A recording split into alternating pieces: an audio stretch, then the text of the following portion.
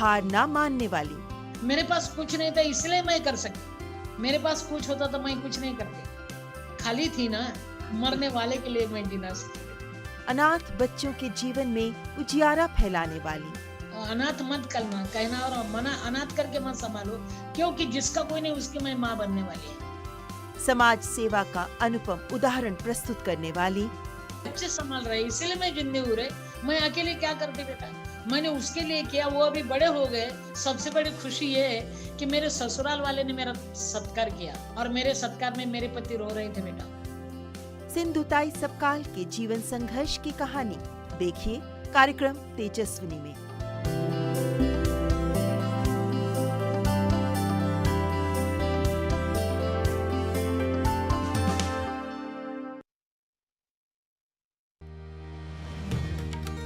लगातार हम इस बात पर फोकस कर रहे हैं कि छोटे कारोबारियों की दशा और दिशा में कैसे परिवर्तन लाया जाए। भारत में करीब 6 करोड़ से ऊपर एसएमईज हैं। इसके कारण कंपटीशन भी बहुत ज्यादा है और इसके लिए आपको अपने प्रोडक्ट्स सबसे पहले बिल्कुल टॉप क्लास करना बहुत जरूरी है। स्टेट्स और यूनियन टेरिटरीज आउट ऑफ 36 ऐसे हैं जिन्होंने स्टार्टअप्स को प्रमोट करने के लिए नई पॉलिसीज बना करके उसको इम्प्लीमेंट किया है। अपने बिजनेस में इंटीग्रेट 360 डिग्रीज डिजिटल करना नहीं आता है तो आपकी जो ग्रोथ पोटेंशियल है एक तरीके से एक चैलेंज।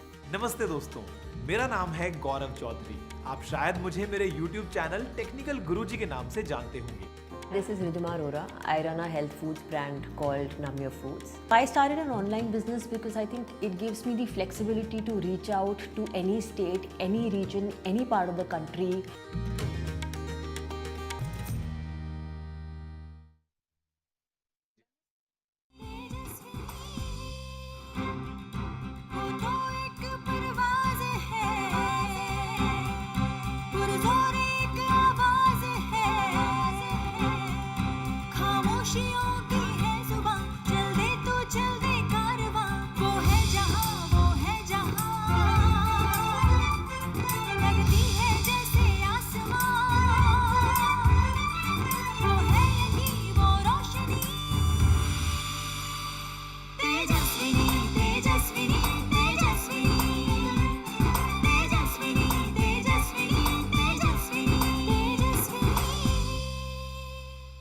नमस्कार, तेजस्विनी कार्यक्रम में आप सबका स्वागत है। आपके साथ मैं हूं ममता चोपड़ा।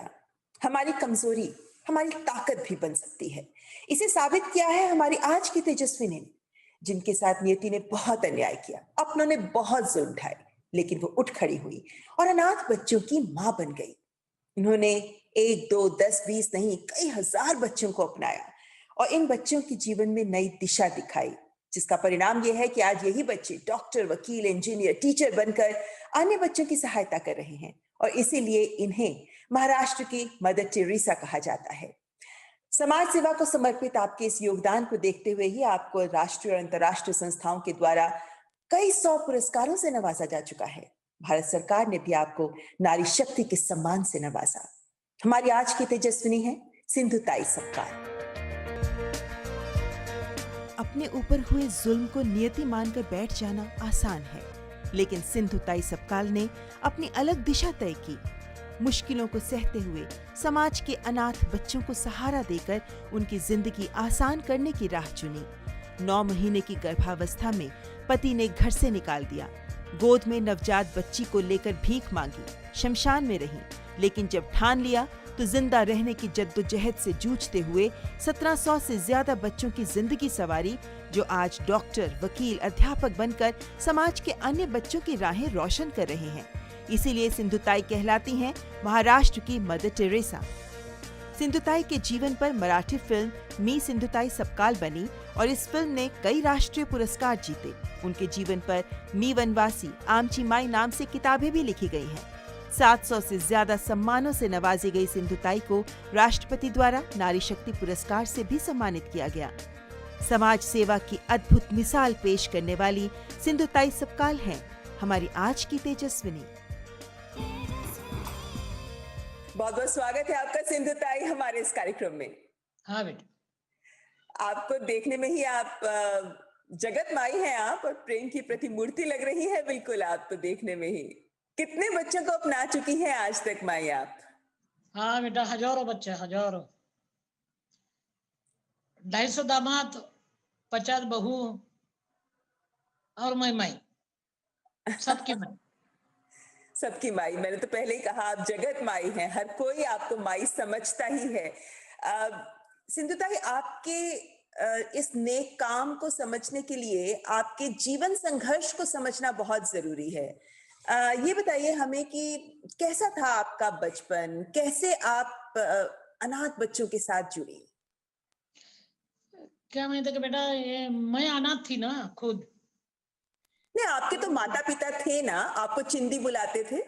वो गरीबी में पली थी, गरीबी में जन्मी थी मैं। गरीबी बहुत बुरी होती है बेटा, और बचपन में शादी करा दी माँ बाप ने। फिर क्या, ससुराल में भी वैसा ही था। और मैं शादी के टाइम 10 साल की थी। मेरे पति बहुत बड़े थे मेरे से। मेरे को वो शादी विधि कुछ नहीं समझ में आता, बच्ची थी ना मैं। तो फिर जात ससुराल, मारझोड़ सर की चर होती है, और बहुत काम करना पड़ता। और मेरा कोई नहीं था ससुराल में कि तू कैसे, ऐसा पूछने वाला कोई भी नहीं था। इसलिए फिर मगर शुरू से मेरे को ये आदत थी कि किसके ऊपर अन्याय ना हो। तो हम जहाँ मेरा ससुराल था वहाँ हम दिन भर गोबर उठाते और दूसरों के गैया चराते, हम, हमारे पास नहीं था। तो वो गैया चराने के लिए आदमी को हर गाय का 1 रुपया मिलता था महीना में, एक गाय को 1 रुपया। और वो गोबर दिन भर हम उठाते थे, गैया भरपूर होती है मगर गोबर हम उठाते हैं। मगर मेरे सवाल में बार बार आता कि ये हम जो गोबर उठाते हैं, हम गैया चराते तो उसका लाइसेंस निकालते, पैसे दे के हम गैया चराते। फिर जो गोबर हम गोला करते दिन भर, क्योंकि गोबर पे तो गैया बैठने नहीं, जो हमारी लक्ष्मी है, तो वो तो साफ करना ही पड़ता था। मगर जो गोबर हम उठाते, बहुत ट्रकों से गोबर उठाते थे दिन भर, तो उसका पैसा नहीं मिलता था, हमको मजूरी नहीं मिलती थी। गोबर फॉरेस्ट डिपार्टमेंट लिलाव करता करो, मगर वो जो दिन भर हम गोबर उठाते उसका हमको थोड़ा सा तो मुआवजा दो। इसलिए मैंने बहुत बड़ा लड़ा दिया बेटा। तब रंगनाथन कलेक्टर थे वर्धा में, मेरा मायका ससुराल वर्धा जिला, मैं गांधी जिले की हूँ। तो तब मैंने वो उठाया बेटा, बहुत संघर्ष किया मैंने। और ठकेकर डीएफओ थे तब वर्धा में, और रंगनाथन कलेक्टर थे। कलेक्टर साहब ने मेरे को न्याय दिया बेटा, हमको वो गोबर मिला और उन्होंने बोला बेच दो, ये गलती हो गई, कहते ये सही तुम्हारा है। तो बेटा फिर सबका अच्छा हो गया था मगर एक का बुरा हो गया था ना। ऐसा एक होता ना मुखंड जिसको बोलते हैं। तो उनके पास जो खेती थी वो मेरे बाप की थी, क्योंकि मेरा जन्म मेरा ससुराल ही था, मेरा मायका भी वही था। बाद में मेरे बाप ने तकलीफ से वास्ते छोड़ दिया वो गाँव। तो मैं वही थी ना, जो मेरा मायका जन्मी हुई थी, वही मेरा ससुराल था। फिर बेटा उनको बुरा लगा कि ये बच्चे तो कल अपना भी खेत ले लेंगे, क्योंकि मेरा बाप का वो पूरा कागज था मेरे पास, अच्छा। उनको रिकॉर्ड था उस टाइम का। तो उसको डर लगा, तो फिर कैसा हक ले इसको। तो उन्होंने मेरे पति को बोला, अरे क्या गर्व कर रहा भाई, मेरा पति जरा अच्छा लग रहा था ना, हमारे भाई को ने इतना बड़ा काम किया। मगर उन्होंने बोला क्या खुशी हो रही है, और मैं पेट सी थी। तो उन्होंने बोला कि अरे क्या खुशी मना रहा है तू, अरे जो तेरे वाइफ को जो गर्भ है वो मेरा है, तेरा नहीं है। मतलब उसने झूठ बोला आपके लिए और आपके पति ने आपको घर से निकाल दिया?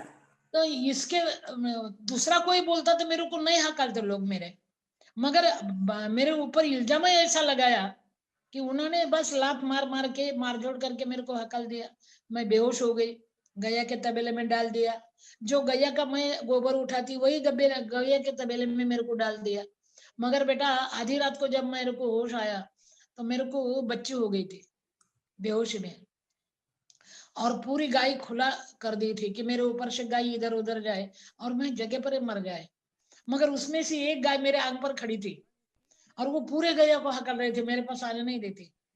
तो मैंने जब आँख खोला तो वो चिल्ला चिल्ला के मेरे को उठा रही थी। मैंने वो गाय का गया गला पकड़ के रोई मैं, और उसको बताया कि तू गया होकर मैया बन गई, अभी मैं भी मैया बनूंगी, नहीं मरूंगी मैं। और वो बच्चा मैंने पीठ पे बांधा और बस चल पड़ी बेटा। उधर मेरा कोई नहीं था, सब मेरे शत्रु हो गए थे, सब मेरे बैरी हो गए थे। फिर जीना तो था ना एक बच्चे के लिए, फिर क्या करूं। 20 साल की उम्र थी मेरी और 10 दिन की बच्ची। जो जन्मे हुए बच्चे का नाल मैंने पत्थर से काटा था और 16 पत्थर मारने के बाद नाल टूटा था। क्यों? मैं आंख बंद करके पत्थर मार रही थी, वो गलत हो रहा था, चूक रहा था वो। तो बेटा बच्चे को साथ लेके मैं घूम रही थी, 20 साल की उम्र थी, जवान थी, मेरे पास कुछ नहीं था, मेरे को घर नहीं था, माँ के घर गई। ससुराल खत्म होने के बाद मायका ही होता है ना। मेरी सगी माँ थी, उन्होंने भी मेरे को हकल दिया। अच्छा। तेरा पति बोलता है गलत काम किया, तो तू पति ने छोड़ दिया, तो हमारे पास भी तेरे लिए जगह नहीं। सुंदर, आपने इतना दुख देखा, और इतना दुख देखकर तो कोई भी व्यक्ति बिखर जाता है, और आपको ये हिम्मत कहाँ से आई इसके बाद आगे बढ़ने की? नहीं, मैं भी बिखरने वाली ही थी ना। मैं कहा, जिंदगी नहीं थी मेरे को। माँ ने भी हकल दिया, ससुराल खत्म, मैका खत्म, फिर मेरे पास कुछ नहीं था ना। 20 साल की उम्र थी, 10 दिन की बच्ची पल्ले में थी मेरी, मरने के बगैर मेरे को चारा ही नहीं था ना। फिर मैं सोच रही थी जरा कुछ दिन के बाद मरेंगे, और भूख तो हर रोज लगती है ना। फिर मैं रेल में भीख मांगती थी। मेरा सही परिचय रेल में भीख मांगने वाली बाई। मैंने जब भीख मांगा तब कौन से भी गांव को जाती थी। तब मैं दिल्ली आई थी, मेरठ आई थी, तब किधर भी घूमती थी मैं, मुक्का मुष्ट फिरस्ती, जहां खाना वहां बसती, विदाउट टिकट रे। मेरा 1 नंबर शत्रु रेलवे का टीसी, वो हर रोज मेरे को नीचे उतारता था। ए भाई टिकट नहीं, टिकट विदाउट टिकट, हाँ बाबा उतरो नीचे, उतरो नीचे, अरे उतरो तो उतरो दूसरे गड़े अपने बाप की।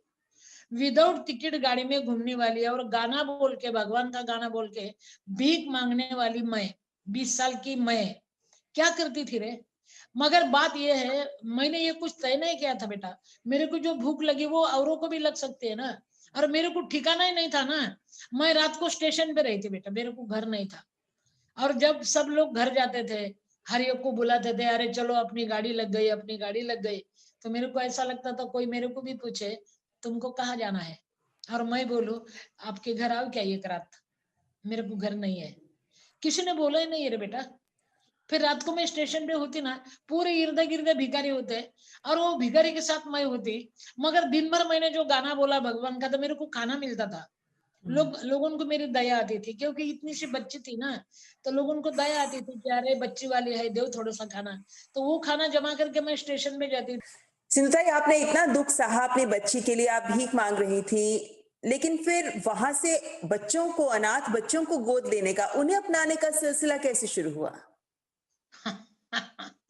अरे मैं दिन भर भीख मांगती, रात को मैं स्टेशन पे होती, और पूरे भिखारी जब सो जाते हम मिलके खाना खाते बेटा, देना घेना 50-50। मैं उनको खाना देती, वो मेरे को संरक्षण देते। बेटा भिखारी भी मानुष की म्यान होते रहे हमारे देश के। तो फिर वो जल्दी सो जाते हैं, मेरे को नींद नहीं आती ना। फिर मेरे को रात को डर लगता है कि सब भिखारी सो गए, अभी मेरे को कोई उठा के लेके गया तो मेरे को बचाएगा कौन? 20 साल की उम्र मेरी, एक बच्चे की माँ, मेरा क्या होगा? धड़धड़ होता था मेरे को। फिर जहाँ स्टेशन है वहां गांव है, और जहाँ गांव है वहां स्मशान रहते हैं ना। फिर मैं सोचती थी कि अभी आदमी के बाहर जाना चाहिए मैंने, जहाँ आदमी नहीं हो। फिर मेरे को धोखा नहीं ना, तो फिर मैं रात को शमशान जाती थी बेटा। और मेरे को एक मालूम था कि मरने के बगैर लोग शमशान में आते नहीं, और रात को भूत के मारे कोई भी आते नहीं। जिंदाबाद अपना बाप का माल शमशान। फिर मैं रात को शमशान जाती थी बेटा। आपको डर नहीं लगता था सिंधुताई? हाँ, आपको डर नहीं लगता था शमशान में? अरे मेरे को डर आदमी का लगता था। मेरे को भूत का डर नहीं लगता था, आदमी का डर लगता था। समझो अभी 2 आदमी ने, 3 आदमी ने मेरे को उठा के लेके गया, तो मेरे को बचाएगा कौन? साथी मिलेगा थी तो अकेला भला। मगर भूत का और शमशान का डर नहीं लगता था मेरे को। मेरे को मालूम था भूत मेरे लिए कुछ नहीं करेंगे, ये जिंदा आदमी करेंगे। फिर मैं रात को शमशान जाती बेटा, और इतना डरावना शमशान होता था, फिर भी मेरे को अच्छा लगता था। फिर मैंने एक दिन शमशान में किसी ने आटा डाला था, जाते जाते वो आटा मैंने लिया, शमशान में गई। अरे इतनी भूख लगी थी कि मैं पत्थर चबा चबा के खाऊं ऐसा लगता था। फिर मैंने क्या किया, वो झाड़ की पत्ती तोड़ी। ये भूख सिखाती है बेटा। मेरे को समझ में आया कि सबसे बुरी जो होती है वो पेट की भूख होती है। फिर मैंने वो पत्ते पर पीट डाला, वो नमक, और एक मटके में पानी था वो डाला। इतना सा मैंने रोटी तैयार की, और वो जले हुए मुर्दे के ऊपर मैंने भुनी उसको मैंने उसके ऊपर सेकी रोटी, और वो रोटी मैंने तोड़ तोड़ के खाई। बहुत भूख लगी थी रे। और वह मटके का भी थोड़ा सा पानी पिया और अंधेरी रात थी बेटा और वही बैठ गई मैं रोती थी। वो पक्षी चिल्ला रहे थे, उधर घुबड़ चिल्ला रही थी बेटा, इधर जोर जोर से आवाज आ रही थी। और वो मसनऊद नाम का जो ये होता है ना, वो जानवर होता है बेटा, वो गड़ा हुआ मुर्दा जोर जोर से उकर रहा था, खर रहा और मेरे तरफ देख रहा था। उधर एक मरी हुई गाय पड़ी थी बेटा, उसके ऊपर वो गीद बैठे थे, वो मेरे पर देख रहे थे। बहुत डर लगता था रे। उस दिन मैंने अंदर से आवाज सुनी, गलती कर रही सिंधु ताई, ये मुर्दे के पास तो आई है ना, तेरा भी मुर्दा हो जाएगा। तो फिर कफन को जेब नहीं होती, मेरे दिल ने बताया, कफन को जेब नहीं होती और मौत कभी रिश्वत नहीं लेती, जब सरेंगे तब मरेंगे ऐसा तय कर, और जीना है तो आदमी के पास जाओ, यहाँ कुछ नहीं मिलेगा, यहाँ कायदा भंग हो गया तेरे से। और तब मैंने शमशान छोड़ा बेटा। अच्छा, फिर मैं शमशान में नहीं गई, फिर बस रेल में भीख मांगती थी। मेरे लेकिन पास आपके पास तो कुछ था नहीं सिंधु ताई, तो बच्चों नहीं, को, मगर इन लोगों को कहाँ से भरण पोषण, कैसे उनको खिलाती थी आप? कमाई तो ज्यादा नहीं थी। मेरे को गाना आता था भगवान का रे, मैंने गाना बोलने, देश का गाना आता था मेरे को, और मैंने गाना बोलने के बाद खाना मिलता था, फिर भिखारियों के साथ में खाना खाती। और समझ में आता था कि कोई रेल से एक आधा बच्चा डाल देता था, कोई एक आधा थका हुआ आदमी नीचे गिर जाता था, कोई उठाता नहीं, मैं उसको उठाती बेटा। और रात को मैं स्टेशन पे गश्त डालती कि मेरी घर किसको है क्या, कोई भूखा है क्या, कोई रो रहा है क्या, मैं उसके पास जाती बेटा। माई, और वो आपने बच्चों को अपनाने के लिए अपनी बच्ची को किसी को गोद दे दिया, ऐसा क्यों किया? बेटा मेरे को डर लगता था रे मेरे को ऐसा लगता था कि मेरी बच्ची मेरे पास रही और दूसरों के बच्चे मैंने संभाला तो मेरी बच्ची में बोलेंगी कि ये मेरी माँ है, तुम्हारी नहीं। किसी बच्चे को नहीं अच्छा लगता। समझो अपने घर मेहमान आए और अपने मेहमान का बच्चा उठाए तो अपने बच्चों को अच्छा नहीं लगता बेटा, वो रोना शुरू करता है। तो मेरी बच्ची भी ऐसी ही करेंगी ना, दूसरों का मत लो, मैं तुम्हारी हूँ। तो मेरी माँ भी गलती करेंगी ना, मैं खुद की बच्चों को ज्यादा खिलाऊंगी, संभाले हुए बच्चों को कम दूंगी ना बेटा। माँ गलती करती है, मैं माँ थी ना, इसलिए मैंने पहला काम किया, मैंने खुद की बच्ची पुणे के श्रीमंत दगड़ू सेठ हलवाई गणपति ट्रस्ट, उसके जो बेटा अध्यक्ष थे प्रतापराव गोडसे, उसको मैंने दे दिया।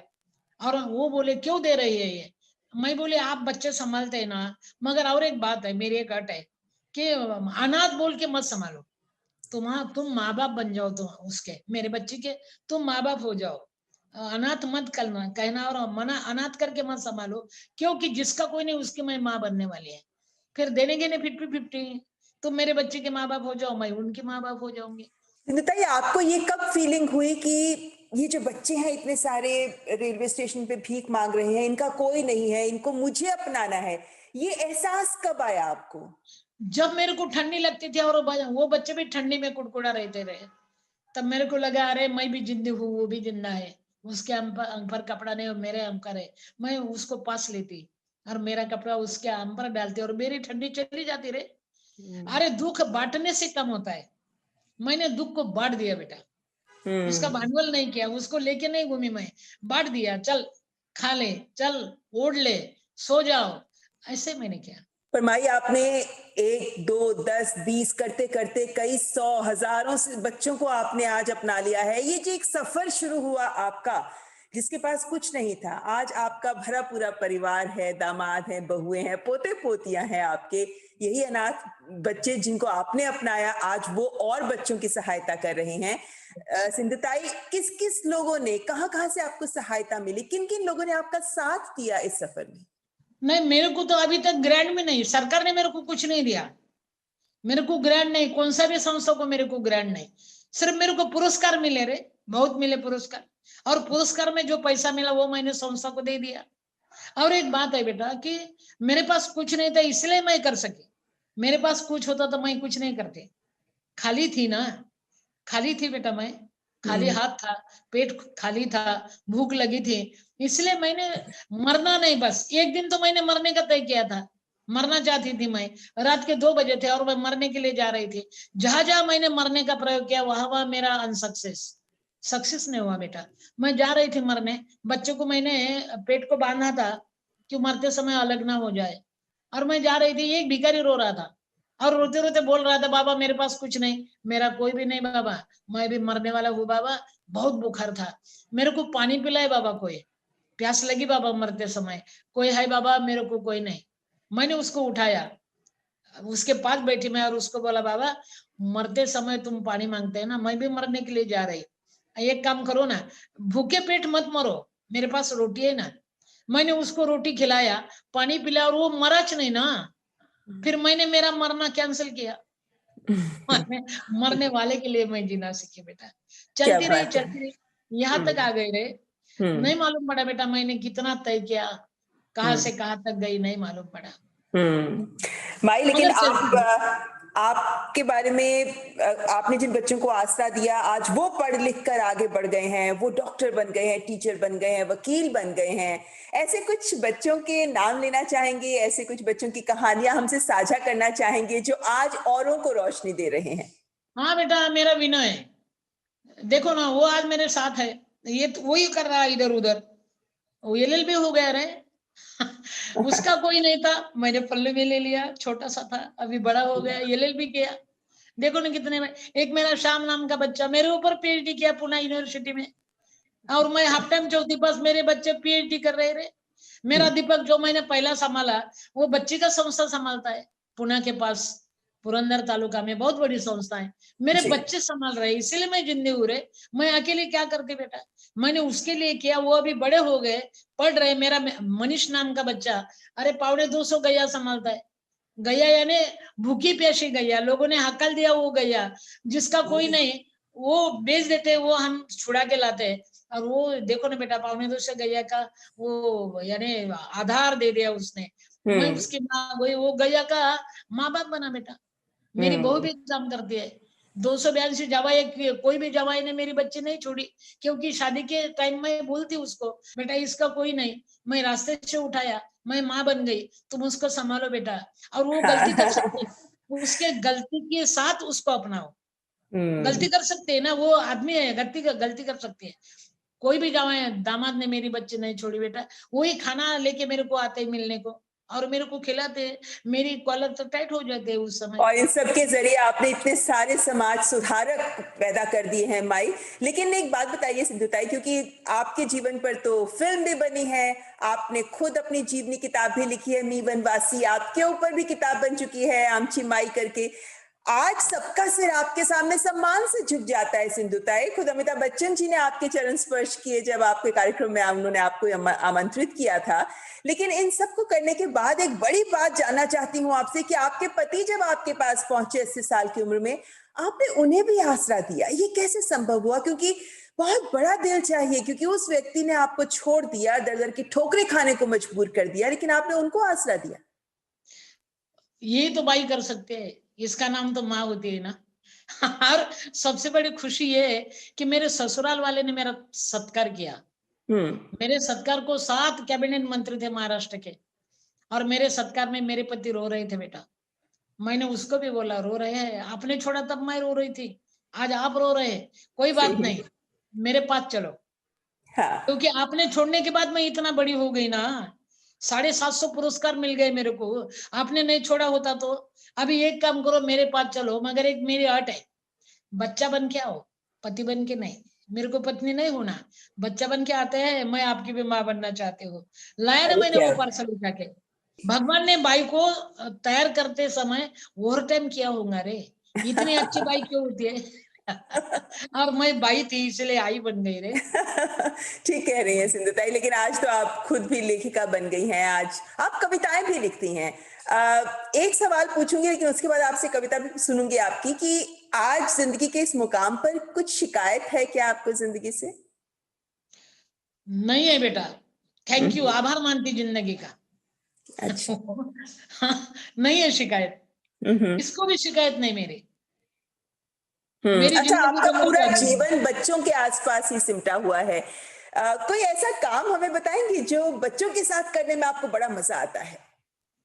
अरे बच्चे मेरे को काम नहीं करने देते, वही मेरे साथ काम करते हैं। मेरे को अकेला नहीं छोड़ते बेटा। और जब मैं बाहर जाती तो मेरे बच्चे में भगवान के पास दिया जलाते, और भगवान को बोलते, भगवान हमारी माँ बाहर गई, उसको आने देना, भगवान मारना नहीं, हमारे पास कुछ नहीं, एक माँ है, उसको मरने नहीं देना भगवान। दिया जला के राह देखते, मैं बोलती अरे रात दिन दिया जलाते, कितना तेल लगता है रे, तो बच्चे बोलते हैं नहीं माँ, वो दिया जलता है तो माँ नहीं मरती, इसलिए हम दिया जला के तेरी राह देखते हैं माँ। ओहो, क्या इतनी खूब। बड़ी अच्छा दिया संध्या जला एक के- बात बताइए, क्योंकि इतना कुछ देखा है आपने जिंदगी में, इतना संघर्ष किया है और इतनी विपदाएं, इतनी मुश्किलें लोगों की जिंदगी की भी आपने बहुत करीब से देखी हैं। कार्यक्रम के अंत में एक बात जो आप सबको कहना चाहती हैं, दिल से क्या कहना चाहती हैं आप सबको? बेटा भाई जात को कुछ नहीं चाहिए, सिर्फ प्यार चाहिए बेटा। पति ने उसको बोला ना कितने अच्छे हो तुम, तो क्या बात है, आसमान मेरे मुट्ठी में, मगर पति नहीं बोलते रहे। और पत्नी ने भी पति को बोलना चाहिए कि कितने अच्छे हो तुम, है आसमान मेरे मुट्ठी में। कॉलर टाइट होता है उसकी, प्यार से बंधो बेटा, प्यार से जीतो बेटा। प्यार है तो सब कुछ है, नहीं तो कुछ नहीं है, बस रिकमी जागा भरा। बहुत प्यारी बात एक कही से आपने प्यार सिंधुताई। अंत में आपसे एक गुजारिश करूंगी, आपने इतनी कविताएं लिखी हैं, एक कविता हमें सुनाएंगे आप? अब सब कविता मैंने नहीं लिखी रे, किसने लिखी हुई कविता मैंने पढ़ी। जो और आपके- कागज वो रोड पे कागज पढ़ते थे, मैं उठा के पढ़ती थी उसको साफ करके। चलिए एक तो कविता जो आपको बहुत पसंद है वो आप हमें सुनाएंगे? हाँ बेटा, है हमसे न तू खाने की ना पीने की बात कर, मर्दों की तरह दुनिया में जीने की बात कर।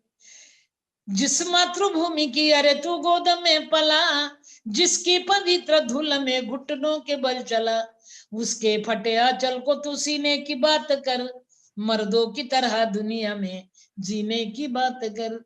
खुद दर्द की दवा हो औरों से ना दवा ले, सोफे पे मत पड़े पड़े पंखे की हवाले, मेहनत से बनने वाले पसीने की बात कर, मर्दों की तरह दुनिया में जीने की बात कर। क्यों देवता पैगंबरों का पूछता पता, इस मातृभूमि का तो कन कन है देवता। उन वीर शहीदों के करीने की बात कर, उन वीर शहीदों के करीने की बात कर, मर्दों की तरह दुनिया में जीने की बात कर। क्या बात हमसे है। न खाने की ना पीने की बात कर, मर्दों की तरह दुनिया में जीने की बात कर। बहुत खूबसूरत माई, ऐसा गाना बहुत बोल के मैं भीख खूबसूरत। मांगती थी। बिल्कुल, और आपने इतनी प्यारी कविता सुनाई है, मुझे लगता है इसमें तो जीवन का सार भी आपने सुना दिया है। लेकिन आपसे बात करके आपका जीवन आज प्रेरणा स्रोत है, आपसे बहुत सारे लोग हैं जो प्रेरणा ले भी रहे हैं माई। बहुत बहुत शुक्रिया सिंधुताई आपका हमारे साथ इस कार्यक्रम में जुड़ने के लिए, बहुत बहुत धन्यवाद। आज के इस कार्यक्रम में बस इतना ही, लेकिन आपकी जो भी ईमेल्स हमें मिल रही हैं उनके जवाब भी हम देते रहते हैं। यूं ही हमारे साथ जुड़े रहिए। आप जो भी एहसास, जो भी विचार, जो भी सुझाव हमें देते हैं, हमसे साझा करते हैं, वो हमें भी दिशा दिखाता है। आपके पास भी कोई ऐसी महिला की जानकारी हो जो हमारे इस कार्यक्रम में शिरकत कर सकती है, जिन्हें हम ये मंच प्रदान कर सकते हैं, तो हमें जरूर लिखिएगा। हमारा ईमेल जानते हैं ना, tejaswini.ddnews@gmail.com। तो अगले हफ्ते फिर हाजिर होंगे एक और तेजस्विनी के साथ। नमस्कार।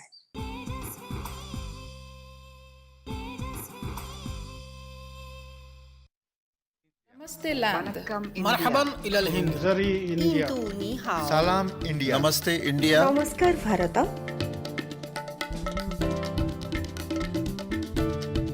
मुई इंडिया, नहनु हुनूर इंडिया, माँ हिंदी हस्ती, हिंदियान, सलाम हिंदुस्तान। We are India.